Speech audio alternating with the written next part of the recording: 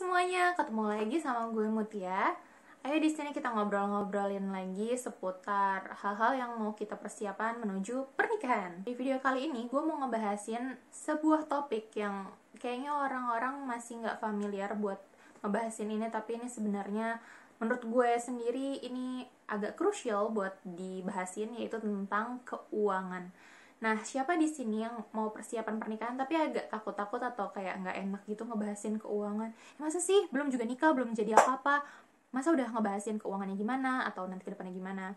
Ya, itu sebenarnya totally wrong, itu salah banget. Kenapa gue bilang kayak gitu? Karena keuangan itu salah satu faktor yang menyebabkan terjadinya perceraian.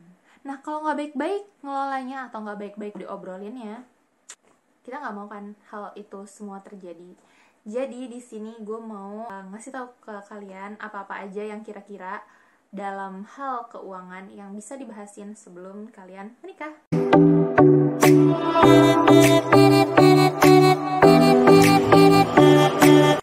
Menurut Badan Pusat Statistik atau BPS, Survei Sosial Ekonomi Nasional, perceraian di Indonesia itu terus meningkat. Sekitar tahun 2015, sebanyak 5,89% pasangan suami istri bercerai hidup. Jumlahnya sekitar 3,9 juta dari 67,2 juta rumah tangga. Pada tahun 2020, persentase ini naik lagi menjadi 6,4% dari 72,9 juta rumah tangga atau sekitar 4,7 juta pasangan. Nah, dari situ aja kita udah tahu kalau misalkan masalah finansial ini atau masalah keuangan ini nggak boleh disepelein. Nggak boleh. Untuk itu, mari kita bahas dulu satu persatu. Jadi gue mau ngebahasin ada 5 faktor keuangan yang harus kalian obrolin sebelum kalian menikah. Let's go! Yang pertama adalah hutang piutang. Nah, siapa yang di sini keluarganya punya hutang atau diutangin? Nah, itu tuh kalau menurut gue ya, terlepas dari gaji kalian berapa, tapi hal-hal yang kayak gitu, itu harus diobrolin, biar nanti si calon pasangan kita tahu dan nggak kayak beli kucing dalam karung. Bayangin aja kalau misalkan kalian beli sesuatu, terus tiba-tiba kayak jeder, nggak tahu nih, terus kayak, hah? Apa nih gitu? Kok gue suruh bayar? Masa gue gak ada utang apa-apa deh? Atau kayak, lo ternyata ada utang ya? Itu kok gak bilang-bilang sama gue? Nah, hal-hal yang kayak gitu jangan jadi misunderstanding dari kalian dan pasangan kalian. Lebih baik diobrolin di awal biar tahu sama-sama enak juga gimana cara buat ngatasinnya. Oke, lanjut. Yang kedua adalah tanggungan. Setiap dari kita selalu punya tanggungan yang beda-beda. Semisal, kenapa sih kalian itu harus terbuka soal tanggungan? Karena kalau kalian menikah itu otomatis kan kita sama-sama menanggung satu sama lain gitu. Nah, tanggungan ini akan berpengaruh terhadap porsi finansial untuk kalian keluarga kecil yang baru kalian bangun setelah menikah, sama ada juga urusan-urusan yang lain kayak kewajiban-kewajiban yang memang dari dulunya sebelum menikah tuh perlu dipenuhi gitu. Contoh-contoh tanggungan yang gue maksud di sini adalah kayak keluarga, misalkan adik kuliah atau sekolah atau apa gitu, atau kayak kalian sebagai tulang punggung keluarga gitu harus menafkahi keluarga. Nah, semua itu harus dikasih tahu biar nanti saat perencanaan keuangan keluarga kecil kalian itu tuh udah kayak udah tahu loh, oh ini ada skop-skopnya kemana gitu, dan lebih bijak juga. Next, ketiga, itu pembagian ke orang tua. Kalau dari gue, karena gue adalah seorang cewek, gue punya pesan ke para cewek-cewek di luar sana yang mau menikah. Ingat, orang tua laki-laki adalah tanggung jawab laki-laki. Dari obrolan itu aja, kalian tahu kalau misalkan suami kalian atau calon suami kalian nanti pasti punya tanggung jawab ke orang tuanya mereka. Menurut gue ya, sebagian harta kita ada porsi orang tua juga gitu, apalagi anak laki-laki gitu. Walaupun anak perempuan itu nggak wajib, tapi kalau misalkan dia punya tanggungannya atau dia memang sudah terbiasa untuk memberi ke orang tuanya, nah itu juga harus diobrolin ke pasangan biar pasangan kalian sama-sama enak dan nggak ada kecemburuan satu sama lain gitu. Jadi jangan pernah kalian ngerasa kayak iri atau gimana-gimana. Next, yang keempat ada karir.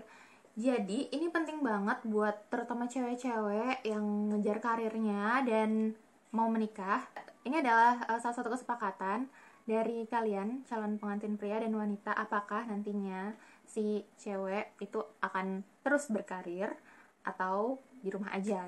Biasanya yang kayak gini-gini itu harus diobrolin di depan biar tidak menimbulkan perasaan-perasaan gak enak atau gimana ke depannya. Jangan sampai nanti kalau udah menikah terus tiba-tiba suaminya bilang kamu di rumah aja deh gitu, terus tapi istrinya gak pengen ternyata kayak gitu kan, jadi gak enak situasinya.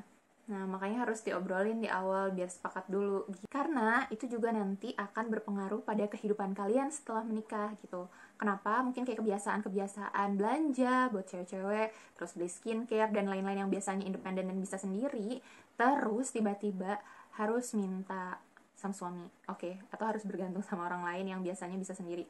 Nah, hal-hal yang kayak gitu itu bakalan ngaruh banget. Dan kalau misalkan emang kitanya nggak nyaman dengan itu, bisa dibicarakan sama suami enaknya kayak gimana. Yang terakhir, kelima, ini pengelolaan finansial. Nah, menurut gue ini termasuk salah satu fondasi ya yang bisa kalian pupuk dari dini biar kalian tahu nanti kedepannya kalian mau gimana gitu. Pengelolaan finansial setiap keluarga atau setiap rumah tangga tuh beda-beda. Sama gini deh, dari dasarnya dulu, misalkan dua-duanya kerja, terus mau satuin rekening kah, apa mau bikin satu rekening baru gitu, atau finansialnya mau pecah finansial aja, jadi kayak ya udah si suami kerja, si istri kerja, uang istri buat istri, uang suami buat istri. Sebagian ada juga yang kayak gitu, atau ada joint income yang emang mereka ngeblend aja gitu, jadi uang suami sama uang istri ya udah dicampurin aja, atau si istrinya nanti mau jadi ibu rumah tangga, jadi uang istri sama uang suami dibagiin. Nah, satu hal juga yang perlu diingat, nggak melulu kalau misalkan uang itu yang ngurus harus cewek loh gitu. Jadi kalau misalkan suaminya lebih oke buat pegang finansial karena ceweknya, istrinya atau calon istrinya nih anaknya boros dan belum terbiasa buat itu, pelan-pelan aja nggak apa-apa, suaminya aja yang pegang. Menurut gue sih nggak apa-apa. Ya ada stigma untuk yang bilang gini, kalau keuangan itu dipegangnya sama cewek gitu. Ya setuju nggak setuju sih, sebenarnya kesepakatan aja. Kalau emang kalian ternyata enaknya si istrinya yang pegang, ya udah. Tapi kalau ternyata istrinya nggak bisa pegangnya, nggak bisa ngelolanya, terus emang belum bisa, mau gimana? Ya otomatis ya pasangan kalian kan ada kita buat menutupi kekurangan satu sama lain kan. Yang ada kan kita menikah untuk melengkapi satu sama lain kan. Nah dari situ jadi kita coba buat jalan sama-sama, buat tentuin kira-kira apa yang bisa kita lakuin dan apa-apa aja yang perlu kita lakuin ke depannya. Nah, dari semua faktor itu, kalian itu harus satu, sepakat dulu biar nggak ada dusta di antara kalian. Biar nggak ada yang iri atau nggak ada yang merasa terbebani dengan itu gitu. Dan ya tergantung nyamannya kalian sih. Oke, kira-kira kayaknya itu aja selama ini yang perlu dibahasin dari segi keuangan. Ini dasar banget sih sebenarnya, tapi nanti kalian bisa ngulik-ngulik sendiri ke calon suami kalian gitu. Dan jangan sungkan-sungkan buat ngobrolin kayak gini, karena kalau misalkan kalian sungkan terus ada sesuatu yang nggak clear atau yang kalian nggak tahu, terus jadi kucing-kucingan atau curiga-curigaan atau cemburu-cemburuan, nggak enak kan. Oke, semoga hubungan kalian lancar-lancar ke depannya. Semoga video ini bermanfaat buat kalian semua yang nonton. Dan sampai jumpa di video selanjutnya. Dadah!